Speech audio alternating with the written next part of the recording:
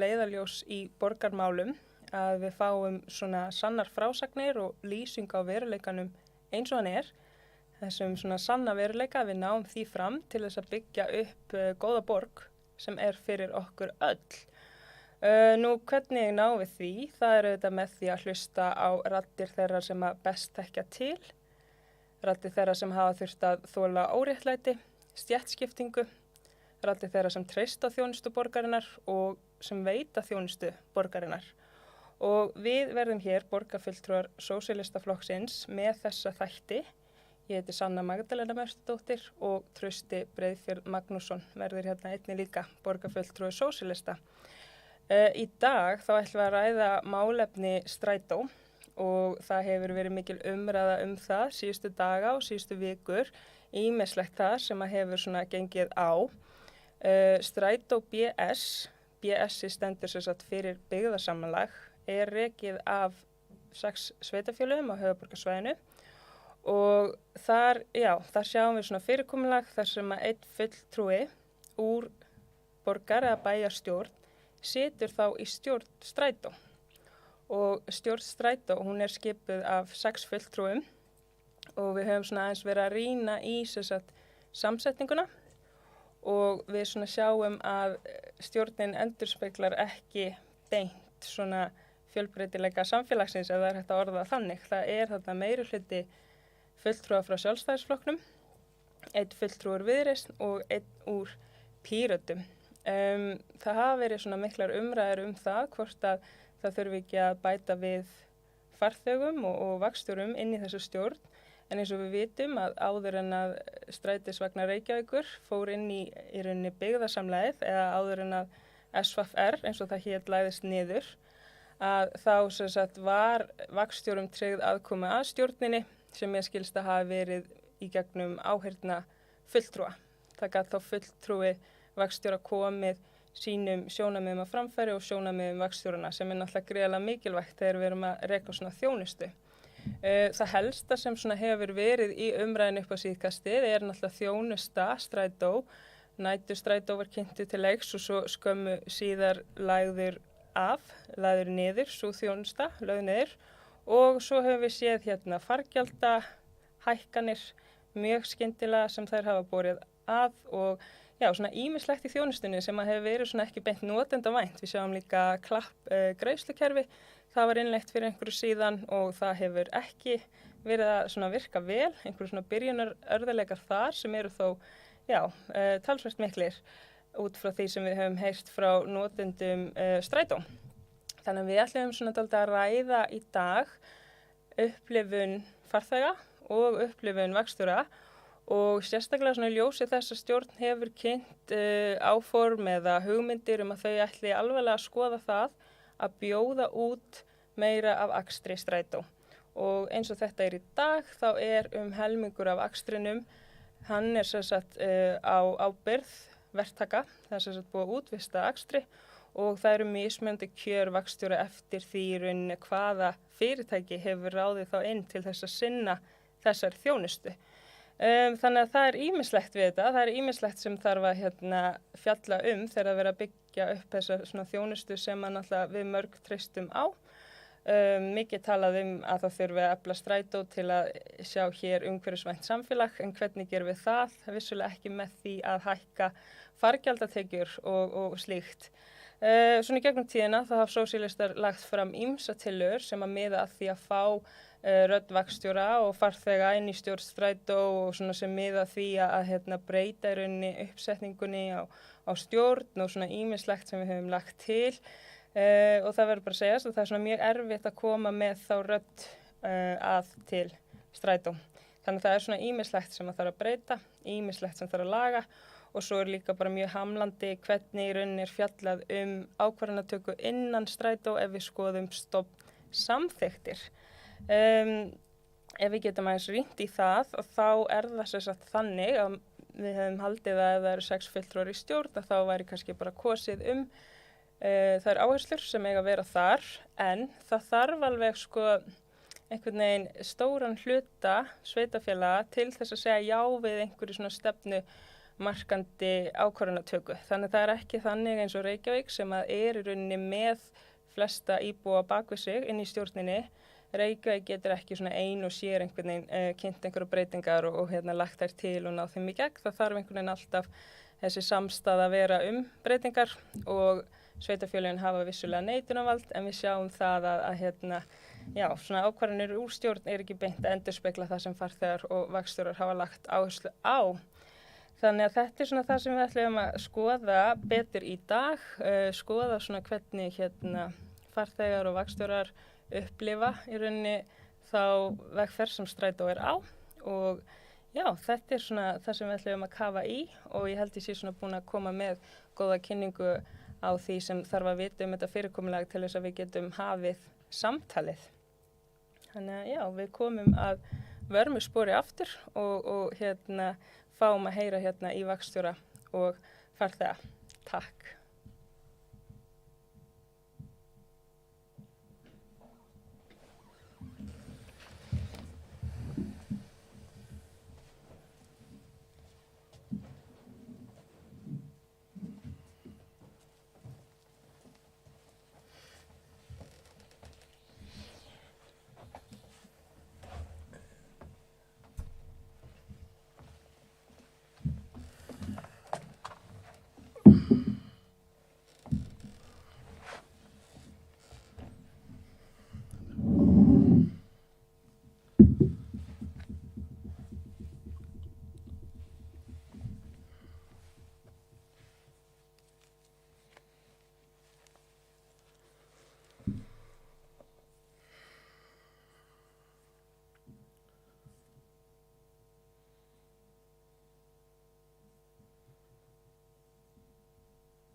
Velkomin aftur. Við erum hér komið með góða gesti til okkar. Við viljum fá að ræða við farþega og vagnstjóra stöðuna sem hjá Strætó og hvernig ýmislegt þar leggst í þá. Til okkar komin Sturla Freyr Magnússon, farþegi Strætó, velkomin. Takk fyrir daginn. Og Pétur Karlsson, vagnstjóri hjá Strætó, velkomin. Takk. Ég ætla svona að byrja að spyrja ykkur bara hvernig nú hafa verið mikla fréttir í gangi aukna útvistun Strætó og ég sá viðtalið þig Pétur sem að þú talar að það hef ekki farið vel í vagnstjórana ummæli Jóhannes Svavars framkvæmdastjóra fyrirtækisins þar sem hann sagðist vilja einkavæða þessa grunnþjónustu. Hvernig leggst þetta í, þú ert trúnaðarmaður vagnstjóra, eða ekki? Jú. Og hvernig leggst þetta í ykkur? Þetta leggst bara mjög illa í okkur og það mikill hiti og mikið kurr í vagnstjórum og svona mikið óöryggi framtíðina. Já. Og menn telja bara að sér vegið svona hvað varðar starfsöryggi og annað. Já. Það náttúrulega þannig að síðast þegar ég athugaði þá eru laun þeirra sem vinna hjá útvistastarfi Strætó, það eru það bil 40.000 krónum lægri laun, það ekki rétt? Jú, það rétt, það mun vera cirka svo, en það fer náttúrulega eftir við hvað með það, þetta miða við grunnlaun eða þetta miða við heildarlaun sko. Já. Þetta kannski svona teygjanlegt hugtak svolítið eftir hvernig menn reikna þetta út. Já. Það getur verið meira að þú tekur grunnlaun. Já. Bara fyrir. Já. Og þú hefur verið Strætó-bílstjóri hversu lengi? Ég nú búin að keyra strætisvagna síðan 1997, þannig að ég nú orðin svolítið sjófaður í þessum bransa. Og margt breyst síðan þá? Já, það hefur gert það og ekki endilega til þess betra. Nei. Það gerist árið 2001 að SVFR lagt niður og það gengur inn í þetta byggðasamlag. Eitthvað svona sérstætt sem þú tekur fljótlega eftir að það gerist, að verða ákveðna breytingar þá eða gerast þar snöggt þessar breytingar eða gerist þetta stigmagnandi og hvað það sem hefur breyst, finnst þér? Þetta gerist náttúrulega ekki snöggt, þetta gerist svona hægt og rólega sko, en kannski á síðustu svona 7 árum hvað varðar þjónustustig og annað þá hefur þetta legið bara niður við. Já. Og hvernig þá, finnst þér? Hvað hefur verið? Þjónustu við farþega, það engin aðstæða fyrir farþega orðið út í bæ til þess að bíða inni eftir vögnum. Það engar miðasölu sérstakar eins og var. Það engin svona munnleg þjónusta. Svo þjónusta sem þú sækir í dag, hún mest í gegnum internetið og app þá. Þegar kemur á fargjöldum, en þessi svona mannlegi þáttur í þessu sem að var og sem að svona hafði jákvæð áhrif á farþega. hann ekki til staðar lengur og svo náttúrulega bara það sem að snýra akstinu sjálfum, það að segja okkar opinbera hluta. Við erum með lélega vagnaorðið og mjög þreytta og það verðst ekki fjármagn í endurnýjun og svo bara öll þessi umræða strætó, það að segja opinbera hlutan. Strætó svolítið talað niður af þeim sem rekan. Það svolítið það sem svolítið stóra máli bara í dag finnst mér. Já. Sturla, þú hefur tekið strætó, tekur daglega eða ekki og hefur gert í mörg ár? Jú, ég sleppti bílprófinu af því ég var að taka það í kreppunni og misti þá vinnuna.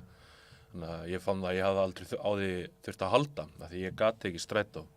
Þannig að ég fer alla mína ferðir í strætó og hef gert í yfir 20 ár. Já, og getur þú tekið undir með Pétri að finnst þér þjónustan hafa versnað síðan að þú byrjaðir fyrst að taka strætó? Alveg, algjörlega. Bara það alltaf hægt að lýsa þessu eða að setja þetta í samanburð lengur. Eins og segi, það ekkert fólk sem að getur lengur tala við að það eitthvað sem bátar á. Ég lendi bara daginn að ég mitt var að bíða til strætó sem var orðinn seinn. Þannig ég kíki í gamla appið til að sjá hvar hann og hann hvergi, hann ekki á appinu. En hann kemur samt á endanum 10 mínútur seinna. En að ég ekki að taka strætó á skrifstofutíma, get ég ekki reynt að hringja í þjónustuverið. Ég þarf bara að vona að mælirinn í strætónu sé bilaður og að hann komi á endanum. Já, einmitt. Og það náttúrulega mikil umræða, mjög mikil núna upp á síðkasti í sambandi við þetta nýja klapp-app. Hefur það eitthvað virkað hjá þér? Það náttúrulega virkar að greiða í því. Það tók alveg ágætis vinnu að finna hvernig að fá skólaafsláttum minn. Maður þurfti alveg að vera með smá tæknikunnátt í það annars stiði. En það vandamáli við þetta klapp-app. Það eina sem getur gert að borga og jafnvel það verra enn í gamla appinu því að það tekur svo langa tíma núna að skanna þetta alltaf þarna inn. Þú getur ekki bara sýnt, ég búinn að borga og labbað inn. Þannig að við bíðum lengur úti í röðunum þegar það mest að gera. Eins og sé, við getum ekki fundið hvar vagnar eru, við getum ekki leitað eftir ferðum. Ekki við séum það þá með gamla. Já, ég man eftir að þegar ég tók strætó bara sem barn að það var skiptistuð í Ártúni. Þar gat maður farið inn og leita sér skjóls frá vondu veðri, það var sjoppa þarna inni ef ég man rétt. Maður gat keypt sér gos og svo framvegis. Það lagt niður, voru ekki fleiri skiptistöðar sem að voru svoleiðis reknar? Jú, það þegar stóra leiðabreytingi verður 2005, þá var Ártúnið lagt niður. Og það var stór skiptistöð í Hamraborg, hún lögð niður. Og ég man ekki eftir fleiri svona stærri skiptistöð, og svo var náttúrulega skiptistöð á Lemmi og Lækjatorgi, Lækjatorg var lagt niður. Já, í einhvers konar hagræðingarskyni þá, það var réttlandingin að þetta borgaði sig ekki eða hvað? Það hefur ekki verið talið hagkvæmt eða nógu hagkvæmt á þeim tíma. Já, og væntanlega minnkar það ánægja farþega með þjónustuna þegar slíkt gerist og dregst kannski þá úr notkun strætó, myndi maður ímynda sér eða í það minnsta ánægjan með að geta ekki leita sér í það minnsta skjóls eða vont veður að maður tekur eftir það gerði það á þeim tíma, já. Það breytist mikið flóran í farþega kurvunni hjá okkur og það fækkaði farþegum tíma eftir þetta. Ég man eftir því. Já. Og hvað svona bara leyfa þér að koma bara með gott rant hvað myndur vilja sjá að yrði gert bara til þess að koma strætó í það horf sem að þú og vaksturarnir myndu vilja sjá? Hvað viljið þið sjá að breytist? Hvað mig varða þá hefði ég svona talið orðið tímabært að yrði endurskoðun á þessu byggðarsamlagi. Já. Og Reykjavík færi nú bara að skoða hugsin alvarlega ég vilja taka sitt út fyrir sviðan Já, Reykjavík bara segi sig úr þessu byggðarsamlagi. Og verði bara sér menn hvörtuðu mikið undan því gamla daga SVR hafði kostað mikið. En ég hef nú aldrei séð þennan róttæka eða samanburða blaði hvergi. Þetta bara svona blammeringar eða svoleiðis? Já, svona, kannski blammeringar eða einhverja flokkslínu fullyrðingar sem að kveða svona djúpt á árinni. En ég hef ekki séð neina tölfræði yfir þetta. Þegar ég byrjaði á SVR í gamla daga þá voru 8 millistjórnendur og með framkvæmdastjóra. Það hefur töluvert breyst og innviðurinn stækkað. En á sama tíma vögnum fækkað? Á sama tíma fækkar vögnunum og fækka leiðunum okkar. Við vorum með að með minni 12-13 leiðar 2010. Svo hefur þeim fækka niður í 7. Já. Og vagnaflotinn telur eitthvað 75 vagna. Þannig að þetta hefur allt regið saman og hérna, ég held að borgin svona, eins og ég segi, það væri flott ef hún myndi svolítið endurskoða hugsin og spá í þetta, sko. Já, maður við höfum verið að rýna inn í stoppsamþykkt strætó og þar kemur fram að það þurfi 3/4 atkvæða til þess að einhverja breytingar verði. Reykjavík er með rétt yfir 50% allra íbúa á höfuðborgarsvæðinu, þannig að Reykjavík ein og sér getur í rauninni ekki breytt neinu, sko. En hin sveitarfélögin þurfa alltaf á Reykjavík að halda til eitthvað breytist, þannig að það er eins og sé svolítið pattstaða alltaf í stjórninni. Þannig að, þú veist, eina sem er verið að geta sameinast er að hagræða eða skera eitthvað niður í rekstri. Já, kannski vissulega getur það, en það er náttúrulega, þetta er bara valmöguleiki, sko, ef að menn hefði samið það. En mér finnst umræðan og reyndar strategíin í kringum þetta rosalega skrítin og hagfræði strætó kannski rosalega skrítin akkurat í augnablikinu. Já. Vegna þess að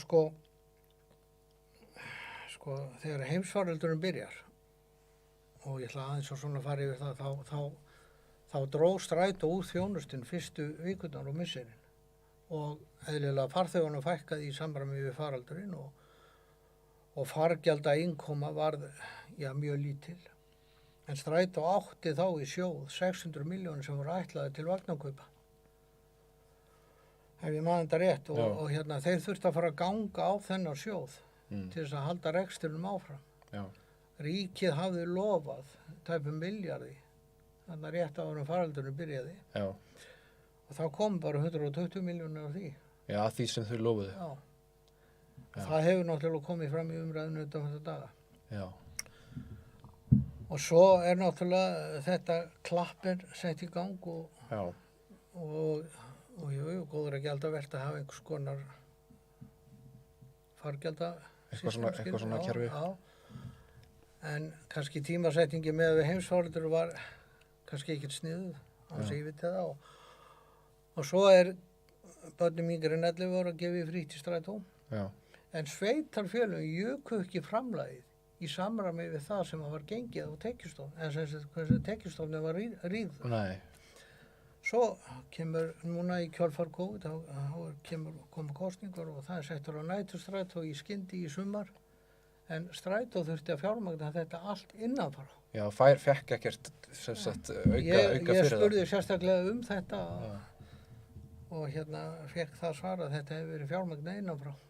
Þannig að þú ert þá með ákveðin höfustól sem þú ert alltaf að ganga á, en færið ekkert meira framlag. Þetta er eins og ætla að vera að byggja hús og þú mátt bara byggja eina hæð, en þú ert að reyna að reisa 3 hæðir, alltaf á sama pening. Og þarna er einhvers konar hugmyndafræði hjá sveitarfélaginu að strætó verða að vera sjálfbær í rekstri, eitthvað svona möftrur. Þetta er svona eins og ég ætla að vera með heimil og ég ætla að fjársvelta það innanfrá og segja svo bara við bankan þú mátt eiga þetta og ég fer bara eitthvað annað, sko. Mér finnst þetta ábyrgðarlaust. Virkilega ábyrgðarlaust, bæði gagnvart starfsmönnum og svo bitnar það einhvers staðar á farþegunum í leiðinni. Já. Þetta hefur áhrif alveg út í gegn.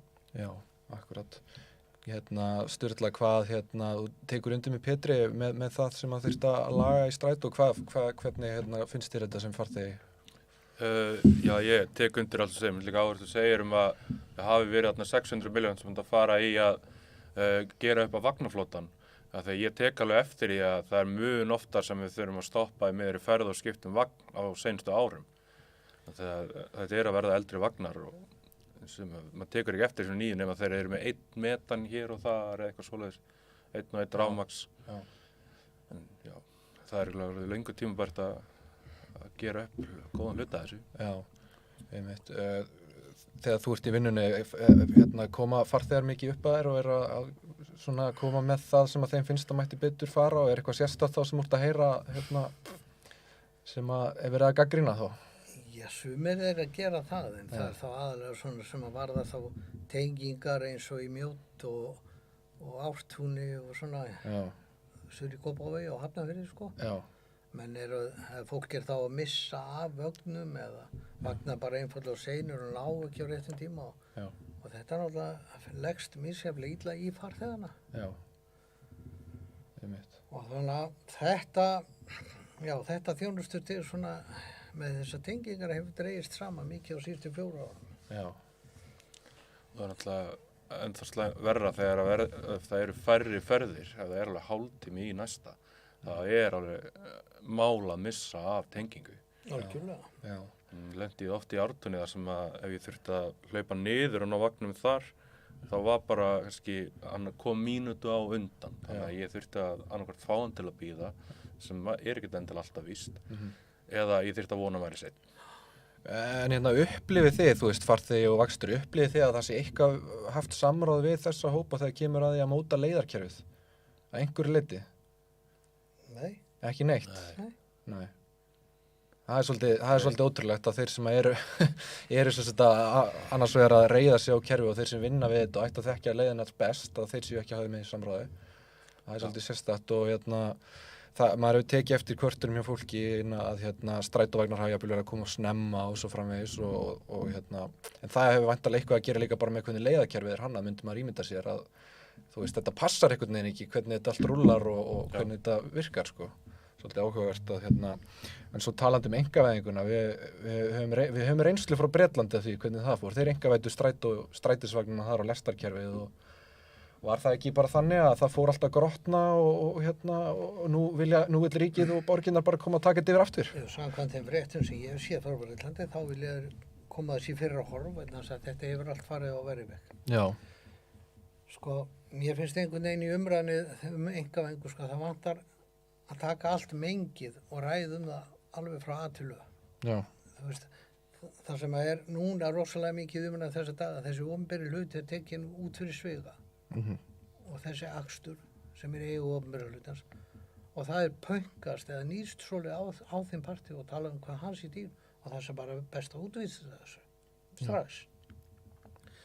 En enga aðli, hvernig fær hann greitt fyrir þjónustunum sína? Hverju borga það? Opinberi aðilin eru fjármagnar almannafé, sveitarfélögin eru almannafé. Það er ekki bara bæjarstjóri eða borgarstjóri. Og jú, það kostar það er eitthvað dýrar lausnarkostnaður þar. En er það ekki bara sama upphæðin sem fer til einkaaðilars af almannafé? Því einkaaðilin þarf náttúrulega að fá sitt, því hann skilar ekki mínus. Hann þarf að fá hagnað af því verki sem hann býður í. Já. Og svo kostar útboð eitthvað og svo einhverja klásúlur í útboðssamningu sem þarf að fylgja á eftir og svona. Já, það er rauninni bara verið að koma fyrir millilið á eitthvað sem maður þyrfti ekki. Já. Og þú veist, þannig að þegar upp er staði, er það nokkuð ódýrara að vera með þetta í einkarekstur sem sé aksturinn og láta sveitarfélögin borga fyrir það.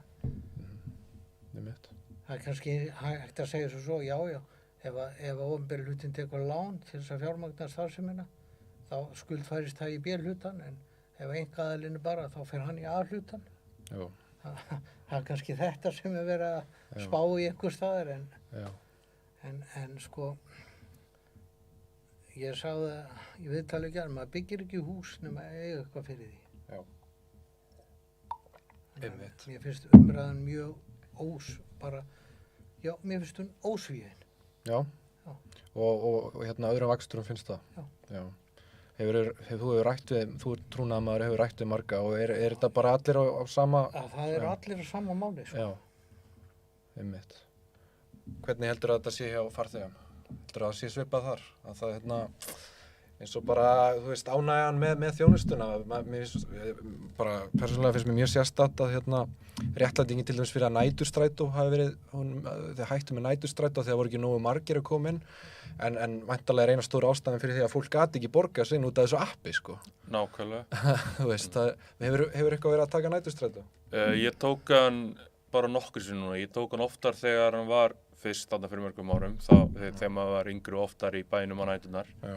En þá hafði ég mjög gaman að það, eins og núna, þá tók ég sérstaklega eftir því að fólk talaði það að seinasti strætóin fór áður en allir staðir loka, þannig að það er náttúrulega svo mikið það að fólk er ekkert að taka strætó en ef hann gengur ekki þegar það vill taka hann. Þannig að, en hans tók ég ekki eftir einu sérstaklega, ég notaði hann ekki núna. Ég heyrði samt aðeins að appi hafi ekki virkað þarna og þeir hafa bara ekki hleypt fólki inn.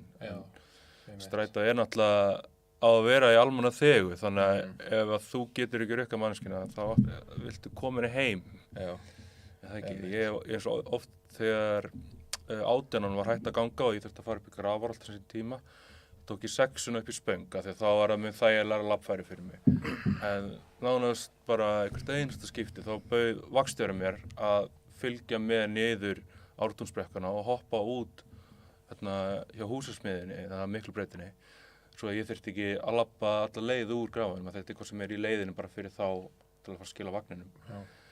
Þannig að ég týndi kannski þræðinum aðeins. Já, en ég held að margir strætófarþegar tengja mitt við það að þeir þurfa að skipta vagn og sko, þegar þeir skipta og þurfa að hlaupa yfir einhver hraðbraut kannski og vonast til þess að vera ekki búin að missa þeim sem að koma hin með við götuna. Þetta einhvern veginn svolítið mikið kaos og það einhver sem talaði það að þeir koma stundum strætófarnir í halarófu niður hverfisgötuna sko. Það einhvern veginn meikar ekki alveg senn sko hvernig þetta sett upp, þú veist, hvernig myndið þú vilja sjá þetta, Pétur, þú veist? Sko, náttúrulega meðan að vagnar eins og tiltekna leiðir á 10 mínútna fresti, þá nú kannski stutt á milli þeirra, þannig á milli Hlems og Lækjartorgs. Og ég meina, það ákveðin krafa að suma leiðir gangi svona þétt, eins og til dæmis Hafnarfjarðarleiðin. Og þá náttúrulega gríðarlegur umferðarþungi á strætisvögnum Hverfisgötuna og hvort að menn vildu dreifa flugvílunum eitthvað, láta það fara sæbrautina. Það var nú þannig tíma. Já. Eða láta það fara til austurs úr Hlemmi og þannig kannski til suðurs og svo til austurs aftur hjá Kringlunni eða svo í Hafnarfirði. Þetta allt saman hugmyndafræði sem væri góður að gjalda vert að skoða. Já. En mér langar aðeins að koma að þessu með næturstrætó. Jú, þjónustuna vissulega góður að gjalda verð, en það þarf að vera til fjármagn fyrir svona hlutum. Og fjármagni var ekki fyrir hendi núna, eins og ég sagði á hann. Já. Og sko, alveg frá því ég byrjaði að keyra strætó, og keyrði með þessa næturstrætó tíma, fyrir Hafnarfjarðarstrætó á þeim árum, að þá hefur þessi þjónusta verið sett á og aldrei dugað lengi. Þess að það engin innkoma á hana. Nei. Og svona spurning hvað átti að halda strætisvagni lengi úti fyrir kannski meðaltal 6 farþega í ferð eða 7. Þú veist, hversu mikið á að gera að því, sko. Já, nákvæmlega. Og ef það ekki verið að styrkja þetta með neinum hætti, þá geta menn nú ekki verið hissa ef að það helst ekki. Fólk svolítið fast í þessari hugmyndafræði sjálfbærni, þetta verði einhvern veginn að geta rekið sér sjálft. Það virðist vera svolítið svona það sem að... Já, en eigum við nokkuð að hugsa svona akstur út frá sjálfbærni? Nei, nákvæmlega. Ef við ekki að hugsa þetta bara sem þjónustu. Akkurát. En það þarf þá að vera vilji til þess að leggja fjármagn í þessa þjónustu að veita hana og halda henni uppi.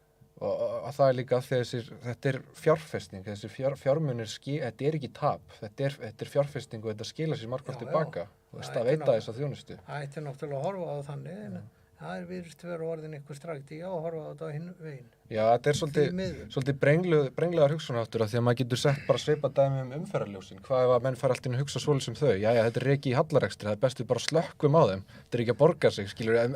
Það ekki í neinum heilvita manni myndi þetta kannski detta hefur núna, maður veit ekki hvernig nýfrjálshyggjan verður orðin eftir 5 ár, sko, en þú veist, þetta álíka galið finnst mér, sko, að fólk sé ekki komið lengra í hugsun heldur næsta ársfjórðung, sko. Þetta skila sér margfalt tilbaka, öll svona þjónusta. Jú, vissulega, sko. Já. Við erum að þjónusta fólk. Já. Við erum kannski ekki að hugsa endilega hvað eigandinn sé að spá í að fá út úr þessu, sko. Heldur hvaða þjónustu hann getur veitt. Já, nákvæmlega. Fleiri sem taka strætó, því færri kaupa bensín. Já, við mitt. Ég held að það sé svolítið partur af þessu. Já,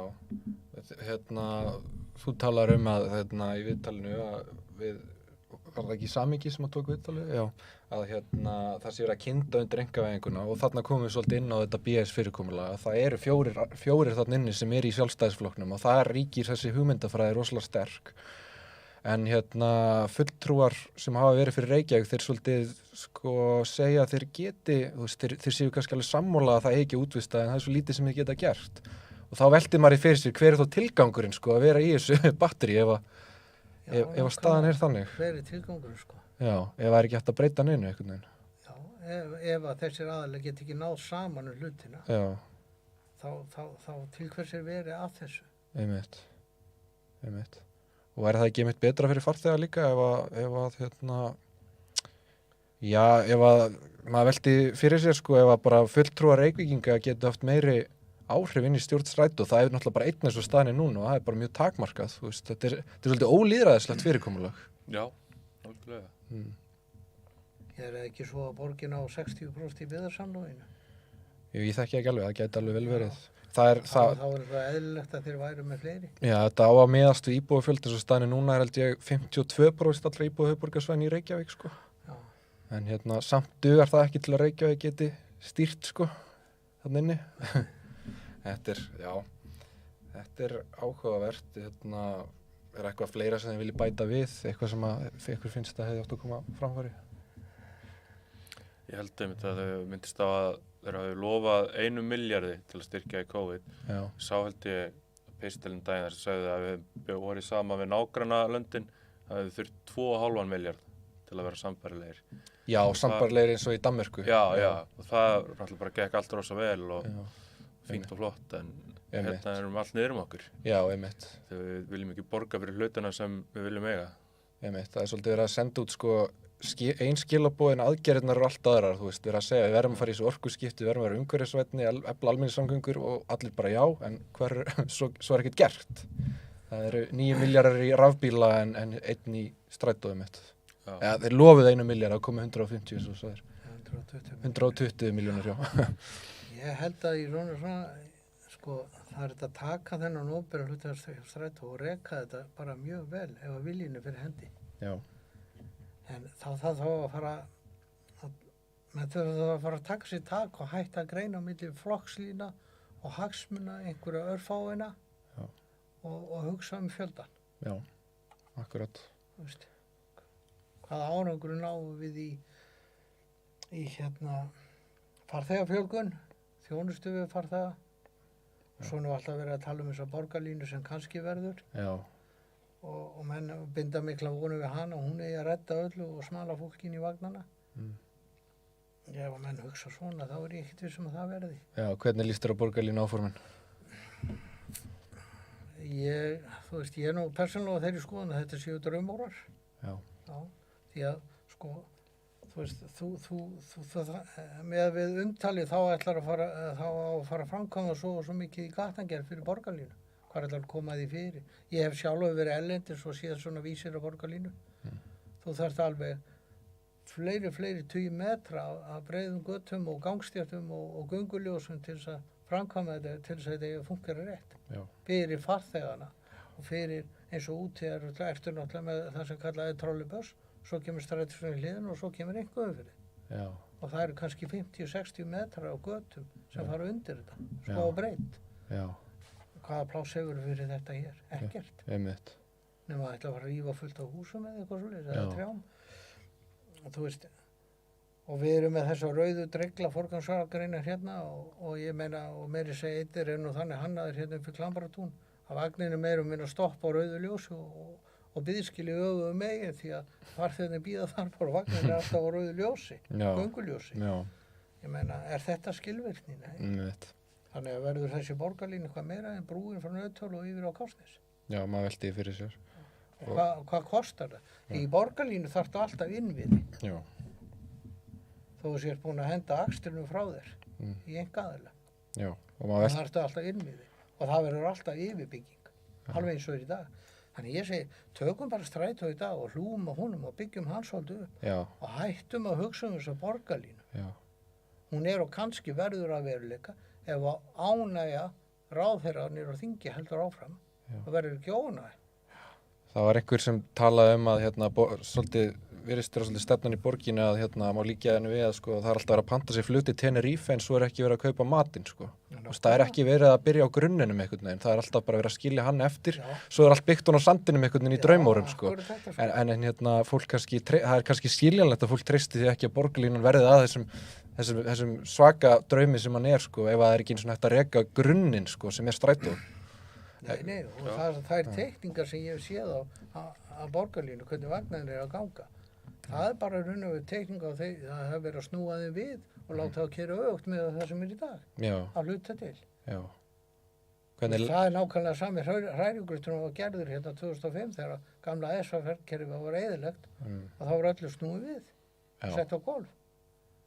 Hvernig leggjast borgarlínu áformin í því Sturla? Mér finnst það ekki ganga náðu langt. Ég vil fá bara lestarkerfi á Ísland. Borgarlínu er frábær en við þurfum samt að vera með góðan strætó og borgarlínu eins og ég hef heyrt hana þá ef strætó nógu góður þá þurfum við ekki borgarlínu strætó. Þá meikar bara sens fyrir mér að fara í næsta skref sem lest. Já, svona léttlestarkerfi, svona trams. Alveg lest bara sem nær út allt land. Já, einmitt. Ég er komið þangað. Ég vil bara geta tekið lest og verið komin upp á Egilsstað eftir 2 tíma. Já, akkurat. Já, þetta eru áhugaverðar umræður. Mér bara mjög gaman að tala við ykkur báða og takk fyrir komuna. Ég vonandi bara hittust aftur og ræðum þessi mál. Já. En fljótlega ætlum við Sanna að ræða eins málefni strætó og við tökum okkur örstutta pásu þangað til. Takk.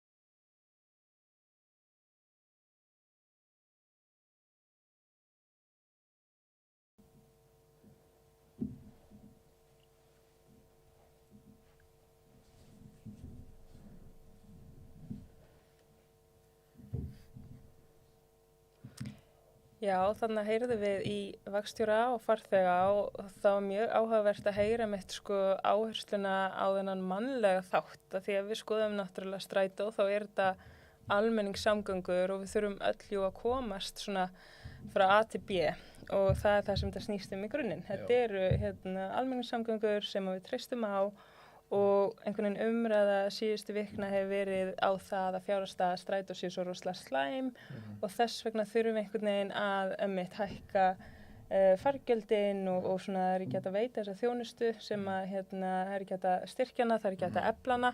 Þannig að þetta svona sýnir okkur hvert við erum komin bara varðandi það sem að eru grunninnviðir samfélagsins. Ég meina strætó er væntanlega eina af þessum svona grunnstoðum sem ætti að efla og styrkja en já, við erum langt í land með að ná því.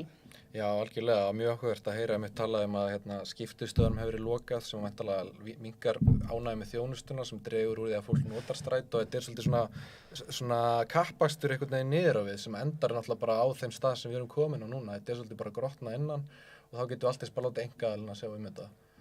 Það eins og talar þessi mannleiki, hann er einhvern veginn alveg farin úr þessu, þetta er svolítið sálarlaust allt og það líður engum eins og sé verið að hlusta á sig og þetta er svolítið svona bara grátlegt eiginlega að heyra þetta og sláandi mitt að heyra Pétur tala að vagnstjórar hafi aldrei verið hafið með, ekki neitt undanverið hafið meiri ráðum hvað var að leiðarkerfið eða neitt. Það bara, já, þetta er svolítið erfið og leiðileg staða. Af því þegar við erum að byggja upp þjónustu þá væntanlega viljum við líta til þeirra sem að hafa reynslu af því þannig verður þjónustan góð og þá koma vonandi fleiri og þá verður staðan betri. Þegar þið voru að tala ártúnið áðan og sem sagt ártúnshefðan, mér finnst það mjög athyglisvert og ég fékk svona endurlit þegar ég var alltaf að fara fór að hugsa Hlemm sem ég var mikið á þegar ég var yngri. Já.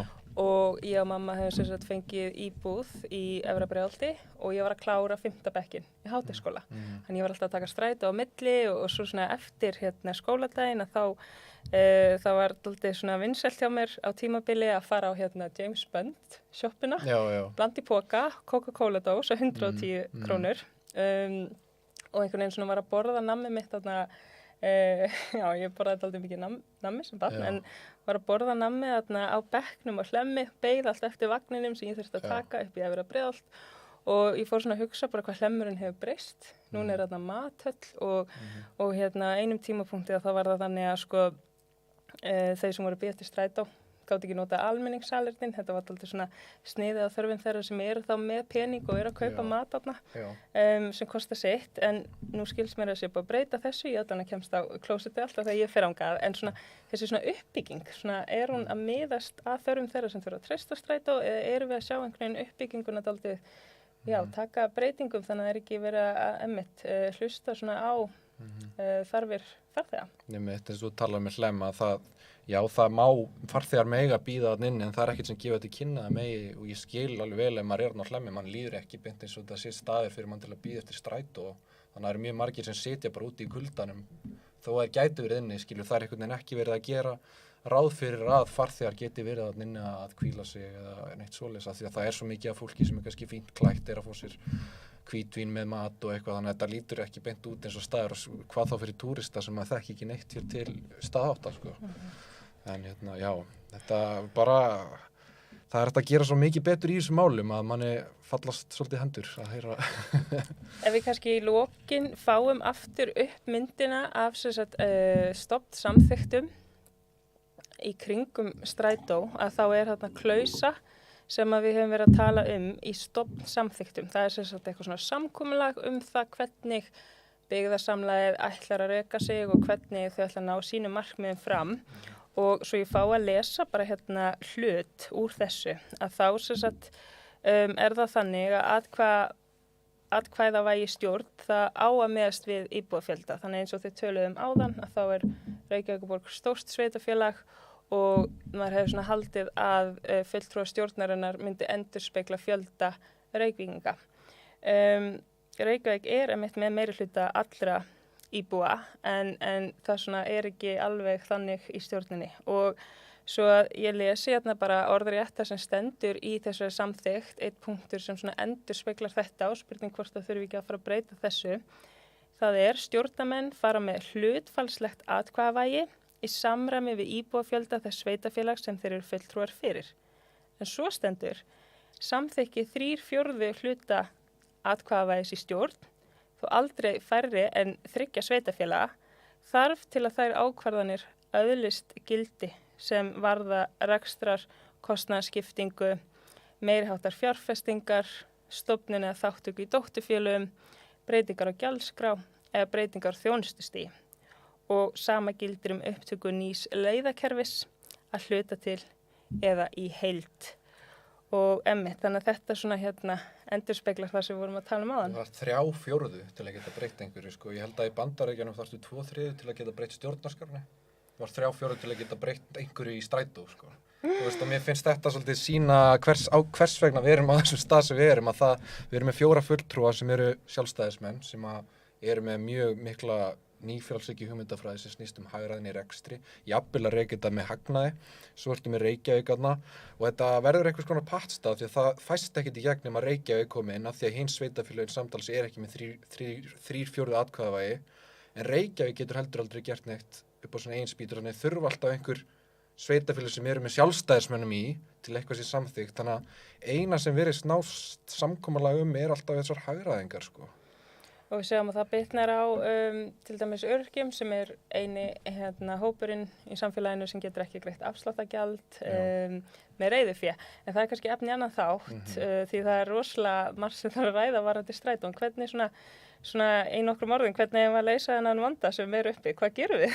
Sko, það held ég mjög mikilvægt að það náttúrulega komin hópur á Facebook sem heitir Félags strætófarþega og ég hvet alla til þess að gangi í þann hóp af því að það rosalega mikið af farþegum sem að tala hvað megi betur fara hjá strætó og Vakstur líka þarna inni, Pétur hefur verið þarna inni og komið góðar athugasemdir. Það væri frábært ef að myndu spretta upp svona samtök strætófarþega sem að gætu verið að þrýsta á yfirvöld að koma hlutum í gegn til að bæta þjónustu strætó því að eins og staðan núna þá ekki verið að hlusta á farþega og það ekki verið að hlusta á vakstjóra þannig að maður myndi vona ef að það kæmi eitthvað svona félags strætófarþega þá gæti orðið gott þrýstafl. Við sjáum hvað hefur áorkast þegar leigjendasamtökin verið til að þau eru orðin sterk rödd í umræðinni og maður vonar að þegar svoleiðis rödd kemur fram á sjónarsviði að hægt og rólega mun hún hafa áhrif á hvernig ákvarðanir eru teknar. Þannig að ég held að það sé svona stórt skref en í borginni náttúrulega þá bara höldum við áfram að tala þessi mál og leggja fram tillögur en svo líka bara mikilvægt að við séum að virkja fólk úti í samfélaginu til þess að geta barist fyrir þessum málum. Þannig við höldum bara áfram. Já, við verðum að gera það. Og við segjum þetta gott að sinni og þökkum ykkur kærlega fyrir að fylgjast með og endilega ef þið viljið koma ykkurum athugasemdum á framfæri varðandi strætó og þá hægt að finna okkur á samfélagsmiðlum og koma þeim ábendingum áleiðis. Þetta var Sanna Reykjavík í dag. Takk kærlega fyrir.